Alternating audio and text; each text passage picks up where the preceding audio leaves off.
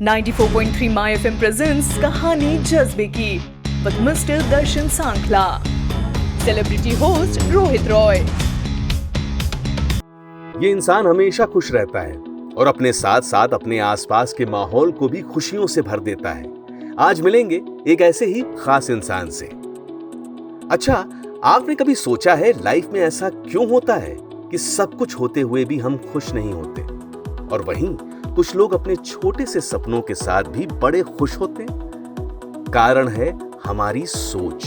देखा जाए तो याददाश्त को मिटाया नहीं जा सकता, लेकिन अपने आने वाले पलों को जरूर एक अच्छी याद बनाया जा सकता है। बस इसी एक पहल को लेकर आगे आए छत्तीसगढ़ के रायपुर शहर के एक युवा बिजनेसमैन, लेखक, कवि, music producer and role Bol community के फाउंडर श्री दर्शन सांखला। इनका मानना है rest of life is the best of life. बस इसी एक बात को अपने जहन में रखकर इन्होंने शुरुआत की रोल बोल कम्युनिटी की, और आज इसके माध्यम से जुड़कर कई हजार लोग अपनी लाइफ को एक नया आयाम दे रहे हैं। ये कहते हैं लक्ष्य कभी मंजिल हो ही नहीं सकता, लक्ष्य तो मील का पत्थर है। हम उस लक्ष्य तक पहुंचते हैं और आगे बढ़ जाते हैं, और हमेशा आगे बढ़ने का प्रयास करते रहते हैं। आइए बात करते हैं एक युवा कलाकार, बिजनेसमैन और पूरे विश्व में अपनी पहचान बनाने की इच्छा रखने वाले श्री दर्शन सांखला से। नमस्कार, मैं Darshan Sankhla, entrepreneur, author, film maker. मेरी जिंदगी की शुरुआत एक बहुत छोटे से कस्बे नवापारा राजिम से हुई, जो रायपुर से 50 किलोमीटर दूर है। बचपन तो सामान्य रहा, क्योंकि पिताजी एक प्राइवेट फर्म में नौकरी करते थे और मम्मी घर संभालने के साथ साथ बच्चों को ट्यूशन पढ़ाना, फॉल पिको करना आदि कार्य किया करती थी। बचपन में पढ़ाई में तो बहुत मन लगता था, लेकिन उसके साथ साथ मेरा संगीत में, लिखने में, स्टेज परफॉर्म करने में, फिल्मों में कुछ ज़्यादा ही मन लगता था। कभी सोचा तो नहीं था कि कुछ इस लाइन में करूँगा, बट क्योंकि हर हिंदुस्तानी बच्चे का एक ख्वाब होता है कि वो या तो क्रिकेटर बने या किसी फिल्म में हीरो बने, तो मैं वो फिल्म के हीरो वाले सपनों के साथ बड़ा हुआ। स्टेज में जब भी कोई मौका लगता, मैं गाना गाता, कुछ कविताएं लिखता, और इस तरीके से अपनी कला को मैं निखारता गया। मैं जब रायपुर आया तो मैंने एक गायक को सुना, श्री गोपाल जी बजाज। वो बहुत ही उम्दा कलाकार थे, और आज तक मैंने इतने कलाकारों को सुना है, मैंने कभी किसी दूसरे कलाकार को गोपाल बजाज के समकक्ष भी नहीं पाया है। भजन की दुनिया के बेताज बादशाह थे, और मैं उनकी तरह बनना चाहता था, और मैंने किया भी वही। मैंने संगीत सीखा, और लगभग मैंने 100 से ज़्यादा स्टेज शो भजन के पूरे देश भर में किए। लेकिन भजन गाते गाते मुझे एहसास हुआ कि मैं जो जीवन में करना चाहता हूँ ना, ये वो चीज़ नहीं है। ये सफ़र जो था, मेरी मंजिल कुछ और थी, जिसका मुझे पता लग रहा था। मैं सोच रहा था मुझे क्या करना है, तो मैंने अपना लक्ष्य डिसाइड किया कि मेरा अल्टीमेट गोल क्या होना चाहिए। मेरे लाइफ का अल्टीमेट गोल था एनलाइटेंड बिलियनियर। उसके बाद जब मैं बम्बई पहुंचा तो मुझे ये नहीं पता था कि जुहू क्या होता है, बैंड्रा क्या होता है, ट्रेन कहाँ रुकती है, लोकल ट्रेन किसे कहते हैं, बम्बई का कल्चर क्या है। लेकिन हम बस बोरिया बिस्तर उठाए, रविंद्र जैन के घर चले गए। पहले शख्स थे बम्बई के जिन्होंने आपको आवभगत किया, क्योंकि बम्बई के बारे में मशहूर है कि जब तक आपको किसी से कोई काम ना हो ना, लोग आपको एंटरटेन नहीं करते हैं। लेकिन रविंद्र जैन उन सबसे बिल्कुल भिन्न थे।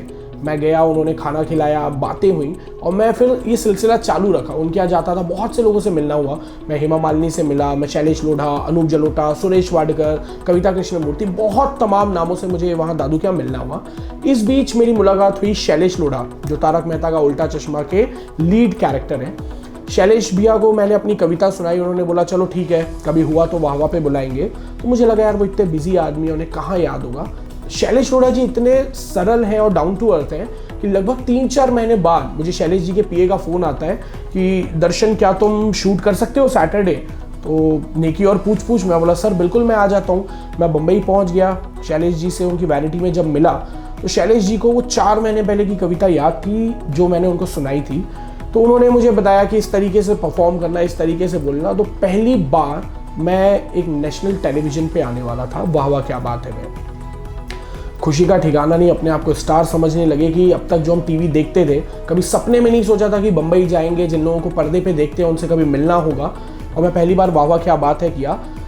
मुझे फिर लोग कवि सम्मेलन में बुलाने लगे, तो भजन के शोज़ कुछ कम होने लगे। तो मैंने ये नहीं सोचा कि यार मैं भजन करने वाला था, अब कवि सम्मेलन करूँ। मुझे ये लगता था कि मेरी मंजिल है, I want to be an enlightened billionaire. मैं खूब पैसा कमाना चाहता हूँ, नाम कमाना चाहता हूँ, मैं फिल्में बनाना चाहता हूँ। तो मुझे लगा कि जो चीज़ें मिलती जाएँ उसको करते रहना चाहिए, क्योंकि मेरे पास दूसरा कोई ऑप्शन नहीं था।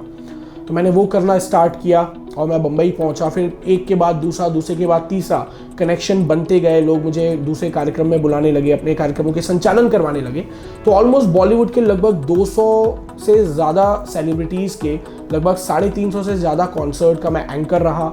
मैंने उनके साथ स्टेज शेयर किया। मैंने उसके बाद बहुत सारे टीवी शोज़ किए और फिर एक मौका आया कि अब मुझे प्रोड्यूसर बनना था। तो मैंने 2 गाने प्रोड्यूस किए, जिसे संगीत मोंटी शर्मा ने दिया। एक गाने को कैलाश खेर जी ने गाया, एक गाने को शान ने गाया। अब फिर मुझे फिल्म बनानी थी, अनुभव तो था नहीं, तो मैंने एक डॉक्यूमेंट्री फिल्म, एक docu fictional film the village project, वो प्रोड्यूस की। वो लगभग 1.25 घंटे की फिल्म थी। बेहद खूबसूरत डॉक्यू फिक्शनल फिल्म बनी, जिसे कुछ फिल्म फेस्टिवल में बेहद सराहा गया। तो अब हिम्मत मिली है और मैं लगा हूँ कि आगे कुछ बहुत बेहतरीन फिल्में मैं बना सकूँ। कि मंजिल तो खुश नसीबों में तकसीम हो चुकी, मंजिल तो खुश नसीबों में तकसीम हो चुकी, दर्शन खुश ख्याल है जो हमेशा सफर में रहना चाहता है। बात करेंगे एक writer, film maker, singer, poet and entrepreneur, founder of Rol Bol community, Bluepin and co-founder of Ramapir Industries and Spaceden Global Australia. Let's welcome दर्शन सांकला। बहुत बहुत स्वागत तुम्हारा शो पे दर्शन। यार एक बात बताओ, तुम हर बॉल पे छक्का कैसे लगा लेते हो? मतलब एक नौकरी संभालने में वक्त ही नहीं मिल पाता, तुम इतनी सारी चीजें पैरेलली कैसे करते हो? Sir this is all about priority, कि जो आपका काम है वो प्रोफेशन है, बट मुझे लगता है कि जो मेरी हॉबी है, जो मेरे ख्वाब है, जो मेरे सपने हैं, मैं उसको भी एक पैशन के साथ इस तरीके से जीऊं कि वो भी प्रोफेशन के पैरेलल लगे। तो अपनी प्रोफेशनल लाइफ से समय निकालता हूँ और वो समय उसको जीता हूँ एंड चीजें चलती जा रही हैं। हर आर्टिस्ट का कोई ड्रीम होता है, कोई कहानी होती है। तुमने शुरुआत कैसे की? What was the first thought when you wanted to start all these things that you're doing?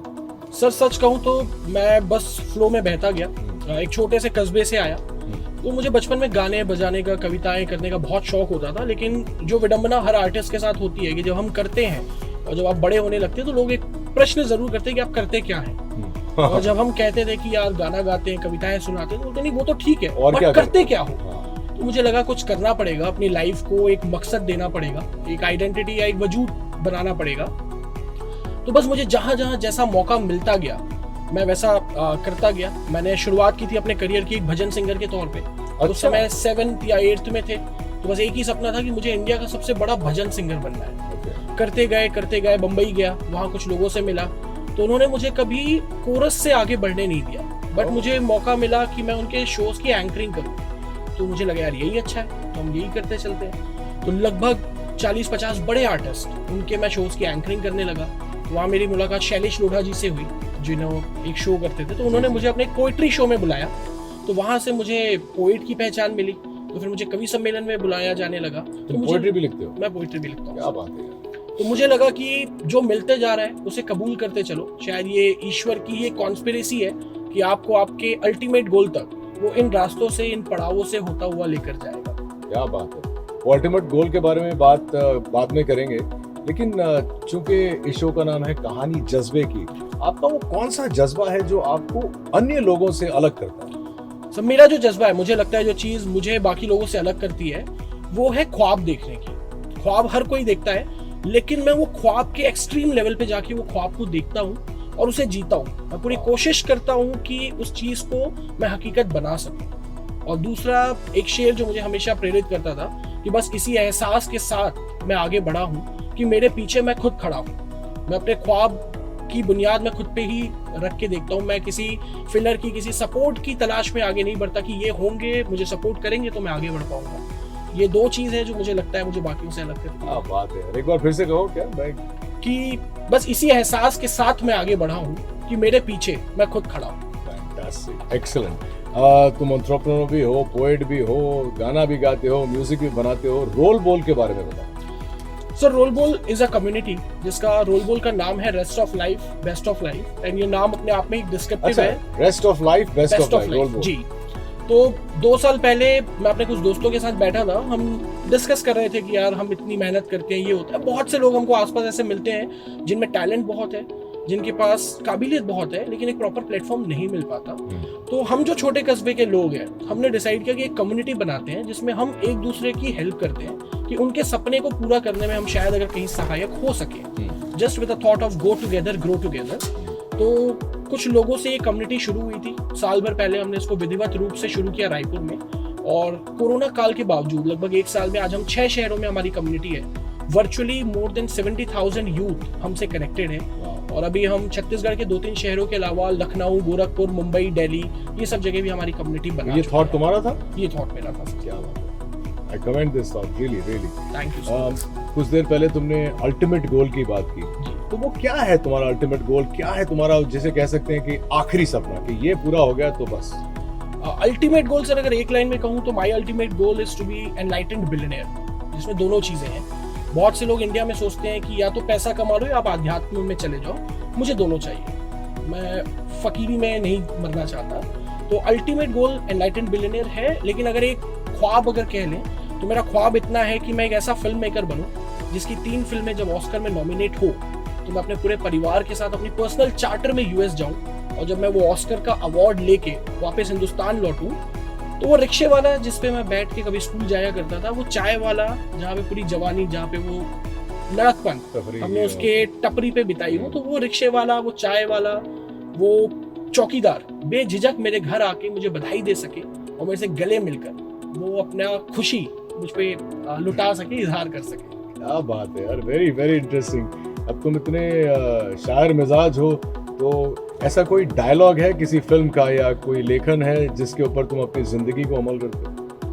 बहुत सारे हैं सर। उससे टॉप चॉइस क्या निकलेगा जो जिंदगी में अमल करते हो? मुझे या जिस पे चलते हो? मेरे एक पसंदीदा शायर हैं सूरज राय सूरज। उनका एक शेर है कि करो कुछ यूं कि हर मुश्किल की आसानी निकल आए, करो कुछ यूं कि हर मुश्किल की आसानी निकल आए, तुम्हारी बावजह पैदाइश का मानी निकल आए, और आज के दौर में किसी को रुलाना तरीका मैं बताता हूँ, उसे हंसाओ इतना कि उसकी आंख से पानी निकल आए। तो लाइफ बहुत छोटी है sir. I have to clap for you, man. Thank you so much. Excellent. तो लाइफ छोटी है सर, तो we have to play it very beautifully. पैसा, मान, सम्मान, काम तो लगा रहेगा, बट मेरी बात आपके दिल तक पहुंच जाए, मैं आपकी कुछ हेल्प कर सकूं, या कोई हम जो आदमी को आदमी बनाती है वो कुछ काम कर सके, तो मुझे लगता है कि आपका पर्पस जो है ना वो फुलफिल हो जाएगा। Excellent, fantastic. इसके बाद न कुछ कहने को न पूछने को बचता है। चलिए इसी एहसास के साथ मैं आपसे विदा लेता हूँ। बहुत जल्द फिर मिलूंगा। इससे ज्यादा इंटरेस्टिंग होगी कि नहीं कहानी ये नहीं जानता, लेकिन इंस्पिरेशनल जरूर होगी। Till then please take care of yourselves and thank you so much for coming back. Thank you so much. ये है कहानी जज्बे की।